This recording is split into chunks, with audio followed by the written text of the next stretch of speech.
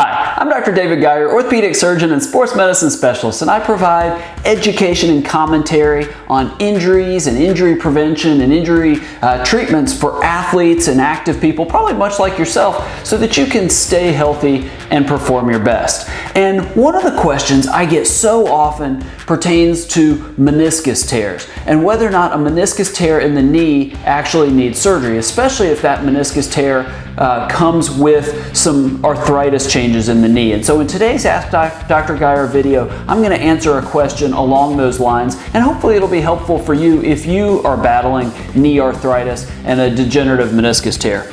Manny in California asks, I'm a 77-year-old male with dancing as my main sport, plus some activity in the gym. Almost 3 months ago, some small pains developed in my right knee, mostly in the lateral and the rear, mostly with flexion. Extending the knee usually causes a click. An MRI showed a horizontal cleavage tear with 10 to 13 millimeter cyst and grade 2 to 3 patellar chondrosis. I've seen 2 orthopedic surgeons who have different views on whether I should have surgery now or wait. I can't decide. I have almost minimal symptoms. They say it's not repairable. No surgery could cause the tear to worsen though. What are your views? Okay, this is a complex discussion and a somewhat complicated discussion, but let me go over it. First of all, what Manny's describing is he has what we call a degenerative meniscus tear. He's 77 years old. That meniscus tear didn't most likely occur with a single event. It probably gradually tore over time. Again, the meniscus is that C-shaped shock-absorbing piece of cartilage between the femur and the tibia.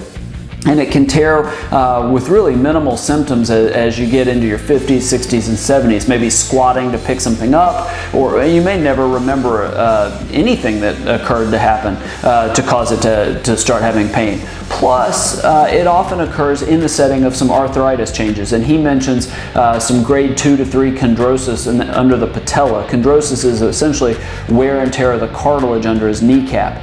Here's the thing, before we start talking about could it get worse and should he wait or not do it, is the thing about arthroscopy for a meniscus tear, especially a degenerative meniscus tear, is there are more and more studies showing that it may not be all that helpful long term in the setting of arthritis changes. The old cleanup operations that we used to do didn't really provide much benefit, really much at all, especially long term. Now, if somebody has very specific localized pain from a big meniscus tear, even if they've got some minimal arthritis changes, sometimes surgery to treat the meniscus tear, going in and scoping the knee and trimming out the part of the meniscus that's torn, can relieve symptoms from a meniscus tear. But what that doesn't typically relieve is pain from the arthritis, because at the end of the day, that cartilage lining on the end of the bones, it's still worn out. And so if that's where the pain is coming from, then surgery doesn't typically help that much.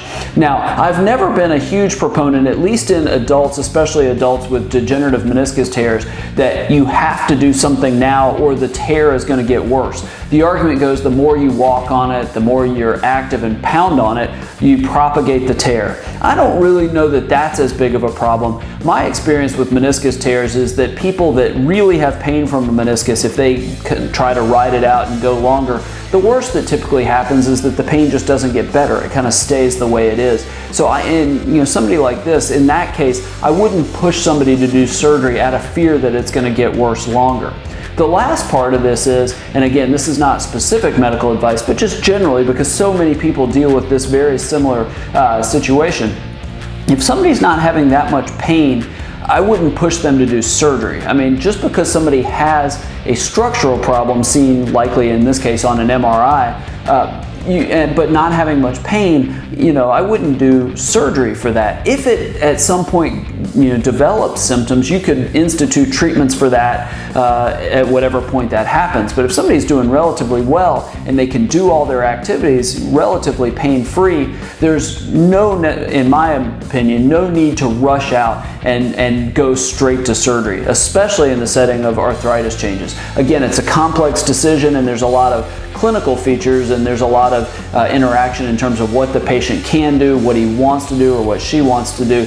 But generally, I don't think there's any need to rush and do surgery, especially in the setting of degenerative meniscus tears with arthritis. I hope that was helpful. Do you have a meniscus tear or arthritis of the knee, or more likely both of those problems? And what did you do about it? Did you have surgery? Do you try to hold off and not have surgery? And did it get better without surgery, or did you do well after surgery? I'd love to hear your thoughts. So below this video, leave your comments. I'd love to hear your experiences, and I'll try to respond to you as well, because like I said, I'm curious. A lot of people deal with this. The meniscus tears and surgery for the meniscus tears is one of the most common operations in orthopedics, so I would love to hear your experiences. If you like videos like this and want more information like it on injuries and injury treatments and injury prevention, subscribe to my video channel. You'll get videos delivered directly to you once or twice a week. If you know somebody with a meniscus tear that's trying to decide if he or she wants to have surgery, I would love it if you share this video with him or with her,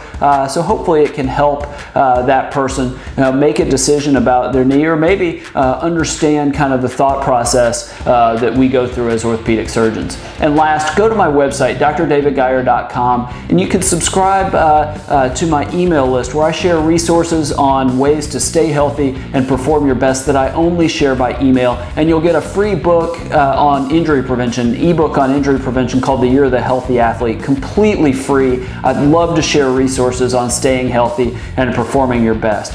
Thank you so much for watching. I hope this was helpful, and I look forward to seeing you right here next time in our next Ask Dr. Geier video. Thank you.